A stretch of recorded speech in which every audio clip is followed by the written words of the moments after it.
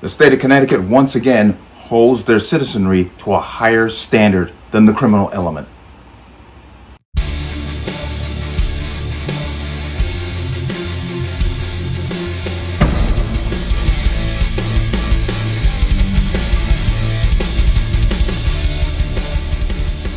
Welcome to another installment of the Connecticut Gun Bench. Today's video is brought to you by P.A.N. Firearms, LLC. P.A.N. Firearms for NRA certification and multifaceted gun training.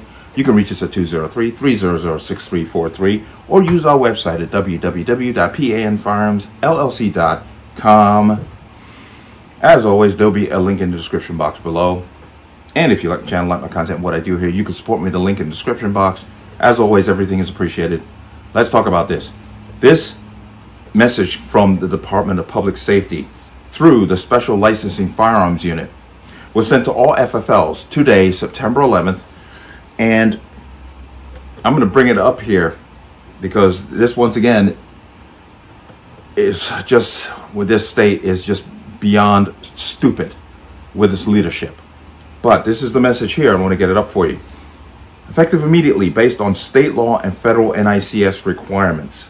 What they're referring to, I am not 100% sure, but SLFU will no longer allow private sales of firearms between two individuals. All firearms sales must be facilitated through a firearms dealer. As a dealer, when assisting with a private sale, please let the staff know when you call for an authorization so we can code the background appropriately. As a general reminder, when assisting with the private sale, the firearm should still go on your books and out on your books. Thank you for your cooperation. Immediately, you have to ask some questions because those you know, when you do a private sale between two individuals, they both must have a permit, obviously. And then you fill out the DPS-3 form in quadruplicate to transfer the gun between the two of you. And as an individual, you used to be able to just call up to an authorization number, and they would give you an authorization over the phone for that transfer, as long as you give both permit numbers. That's how it usually works. Now they are forcing you to go to an FFL and have that FFL take the item in from that person who's selling it, put it in their books, their bound book, then transfer it back out to the person who it's being sold to through that dealer. So they're making the process harder for people to transfer guns from one person to another. There's something very nefarious that I'm sensing in this move. Very nefarious. I'm sure it's going to raise its head up once we get deeper into this. But once again, you find the state is holding the public to a higher standard than the criminals. Criminals are not going to call the state for an authorization number to transfer guns between each other. Only the law-abiding will do that. So why make this an extra step to have persons transfer a gun from one person to another person? Why this extra step? It's the same process. You're still getting authorization numbers. The state still knows you're transferring the guns. They know who's transferring the gun and who the gun is being transferred to. Why add this extra step?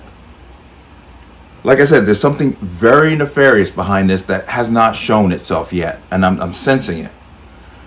But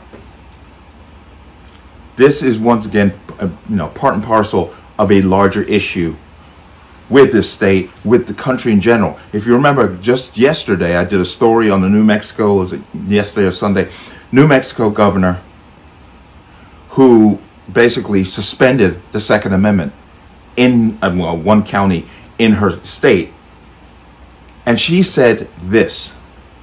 And to your point, just arrest everyone. Well, I also have to have the ability, I can't arrest everyone. There are literally too many people to arrest. Well, this would allow us, if someone's got a concealed carry permit in Albuquerque walking down a public street, they're not going to get arrested. I can make the point that maybe they should be. And this is the point. I'm willing to do anything and everything within a shred of evidence-based effort.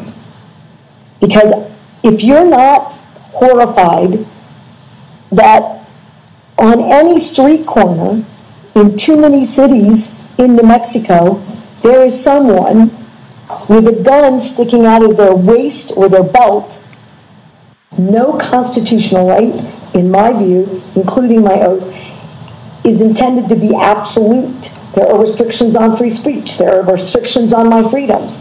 In this emergency, this 11-year-old and all these parents who have lost all these children, they deserve my attention to have the debate about whether or not in an emergency we can create a safer environment. Now, if that doesn't set off alarm bells, nothing will. If you're a law-abiding citizen carrying a gun and you get arrested, maybe you should be arrested. This is what this is all about. This is just another step in this. And I keep saying this, but I sense something really nefarious behind this move here.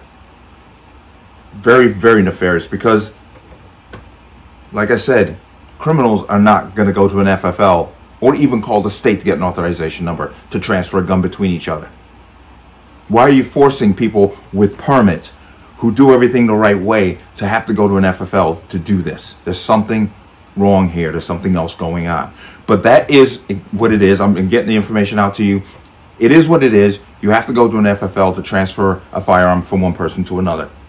And